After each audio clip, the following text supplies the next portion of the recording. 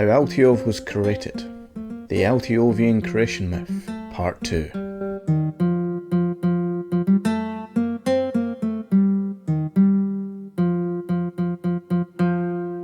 In the time after the rebirth of the world, the Light Meai and the Dark Meai fought for supremacy. The world was empty and void of life.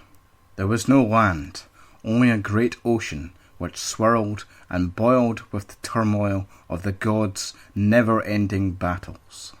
Even so, the Durtheon Meai wished for life, and so using his power that he had absorbed from his half of the Meaiatta, he created life in the water, fish, whales, and other such marine life.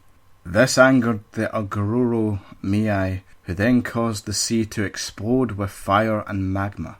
He made an evil race of proto-men, called the Cronidians, and charged them with the task of forging the magma into land, which would crush the sea life that the Light Meai had created. The Cronidians cooled the rock and made their dwellings underground, and there lived in the dark and evil places of the world, seeking always to destroy and rebuild the land which they had helped to create.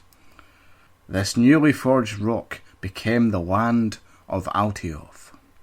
As a side note, Altiove is the ancient Altiovian word for world or land.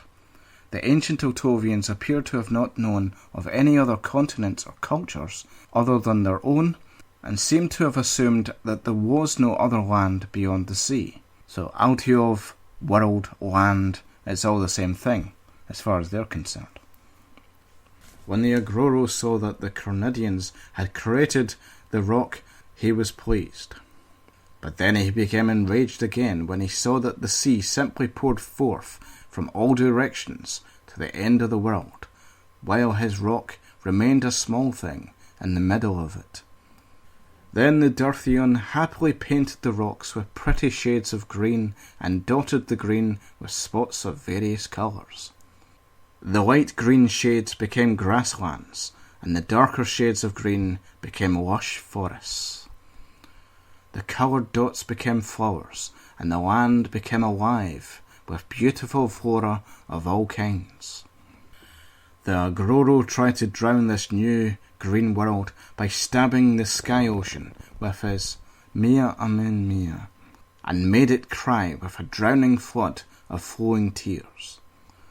The land flooded, but the Durtheon simply watched and smiled, as he knew that the Urguoro's land was full of holes, which filled with the sky's tears and became deep lakes and flowing rivers.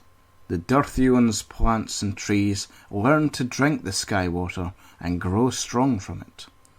The Urguoro became even more enraged, as his twin brother simply smiled smugly at him as the trees grew taller to reach them up in the sky ocean. The Urguoro then smiled back wickedly and stabbed the sky ocean once again, this time spinning his sword so that the water became rough and black with evil intent. He brewed a storm that crashed down on the green lands and destroyed the forests. The Durtheon looked on in horror as the beautiful life he had created was smashed and broken by the Urguoro's storm.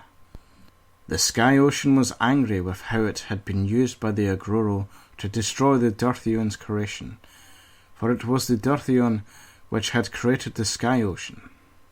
The sky ocean rumbled with anger, and then used the sun, which swam through its body every day, to create thunderbolts to attack the Urguoro. But the sky ocean missed, and the bolts shot at the land and created fire, which raged through the forests and helped the Urguoro's evil plans. But the Durtheon calmed the sky ocean with his compassion, and the sky ocean grew cold with guilt. The rain froze and became snow, covering the storm-ravaged land in a calm white wilderness, and was at peace again. The Urguoro had learned to exploit the sky ocean, and the Durtheon had learned to counteract the Urguoro's mischief and so the seasons of the world came to be. And now that the land was at peace once again, the Durtheon created new life to grow once more and transform the white winter world into a warm green land once again.